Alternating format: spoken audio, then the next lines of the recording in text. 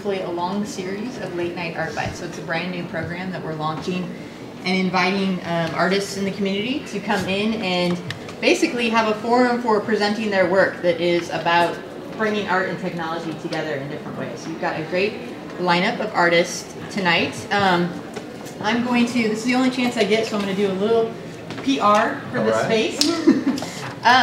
There are these great bright orange flyers just outside the doorway, so as you're leaving tonight, if you want to grab one, we have all kinds of free workshops in this space that range from stop motion animation to sound design to Google SketchUp, and again, those are really about merging art and technology, so we're using works of art in our collection and bringing technology to it as a creative tool to produce new interpretations related to works of art. So grab one of these if you want. We're also active on Flickr if you guys are interested in the Flickr community. We have some Flickr meetups that happen here. We're going to launch challenges that happen as well. Check us out. Our address is on here. And then the last... Can I ask a question? Sure. When you take pictures in the museum and somebody comes up and says, don't take pictures, can we take pictures? You can take pictures. You just can't use flash. You can take pictures of works of art that belong to the museum. So you can't take pictures of Tut, and you can't take pictures of Eliason that's down the hallway. And you can't use a flash. But you can take as many pictures of the DMA works of art as you want to. And there are some great images of our artworks on there. The other thing, we just launched a contest for cash prizes. It's called Make Space for Artists, Design a Studio. And we're inviting the community to come into the space and think about places where artists work, and these are dancers, painters, sculptors, multimedia artists, you name it, artists of any kind, to design a roughly 16-foot cubic space. So that's why you see blue tape around the area. It gives you a sense of the space that you're designing. You've got inspiration in terms of other artist studios on the wall, materials across the table, and you have a choice of designing traditionally with paper and pencils, or you could choose to start with our seed file in Google SketchUp and design it with digital media as well. That contest runs through middle of February. We'll feature the winners at the February late night, and a jury will select those 4 or 5 winners and offer cash prizes. So with that, I'm going to turn it over to Dan Langendorf, who's the host of Late Night ArtBytes. All right. Yeah. I am a visiting assistant professor at UTD working in the arts and technology department. What you're going to see tonight is we have sort of a video commerce theme show, but we've got one participant who's also going to throw some music into the mix a little bit. We'll start off with Romy Stott. Is that correct? And she's a film student at London School of Film. London Film School. London Film School. Okay. And then we transition to Kyle Condas, who's a PhD video artist. He's at UTD, and he's explored pretty much everything you can think of in the video world.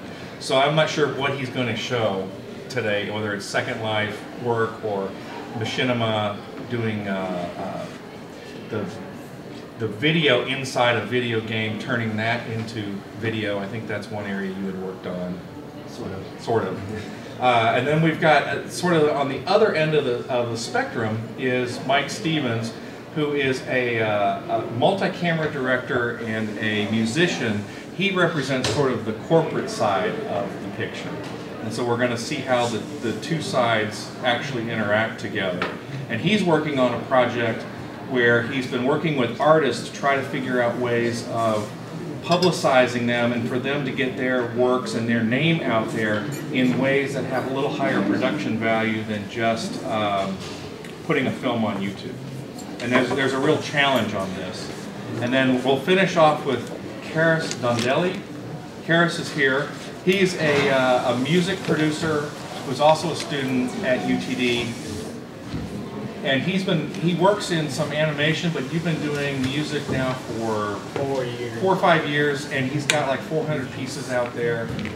He also dabbles in the commerce side of things, and so not only is it on MySpace Music, iTunes, and a lot of those independent places.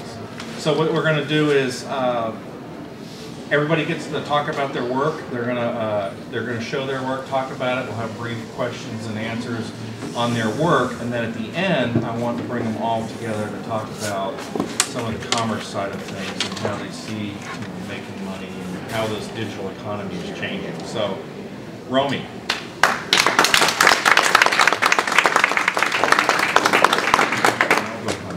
Okay, well, the film I'm going to show you is a 4-minute piece called The Origin of the Milky Way. And I'm a traditional filmmaker. I shoot on film, not on video.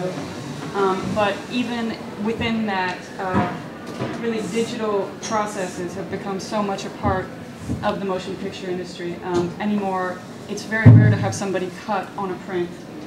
You'll go ahead and you'll bring it into a computer. In this case, I used Final Cut, which is a Mac program. Avid is a pretty common standard.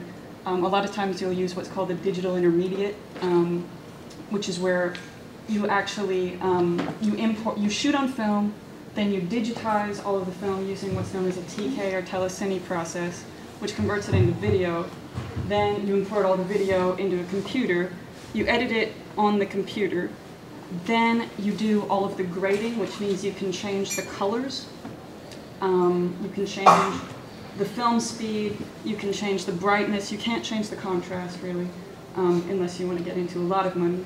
And then you print that back to a negative, which then you use to make all of the positive prints that you show in theaters. We're still mostly showing on print because the problem with digital, as you're probably familiar, is it changes all the time.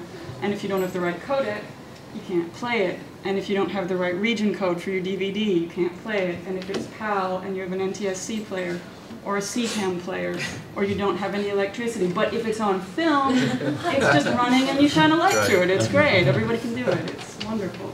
But so this particular film I did in collaboration with the London Film School, which is a graduate school in London with a mostly international student base, and with the National Gallery over in London. It's something called the Transcriptions Project, where what happens is the school gives us a set amount of film, 5 minutes of film, and equipment, and then you have a day to shoot a film based on one of the works owned by the National Gallery. And then the National Gallery screens the films and puts them on the website linked to the paintings they're based on. So if their entire collection is online.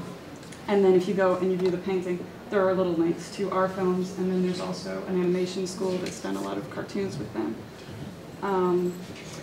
When I was making it, I shot using a 16mm Auton camera, but then all of my sound is on a Nagra digital sound recorder and is entirely post-production. None of the sound is live with the film. That was all recorded later and edited inside Final Cut.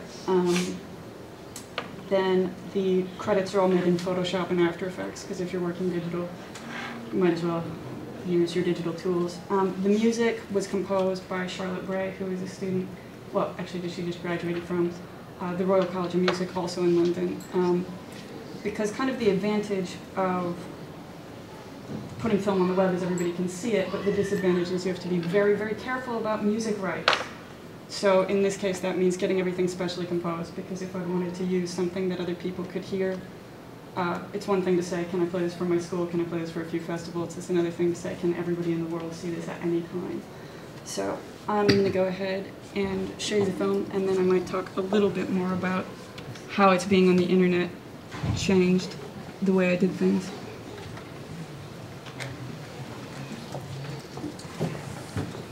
Is the audio? Thank you.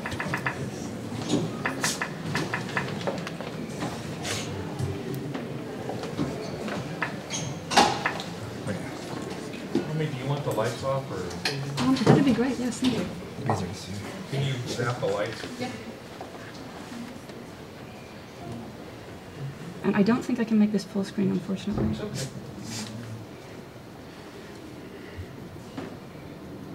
His real name wasn't Tintoretto, and half of the painting is missing.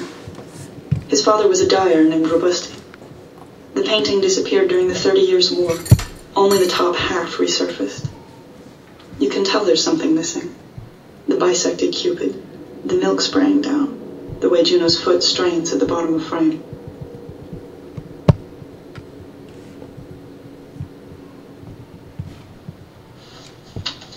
A woman was here, Earth. On the right, lilies. Milk sprays up to form a galaxy and down to make lilies. The full composition is shaped like a pinwheel. Could Tintoretto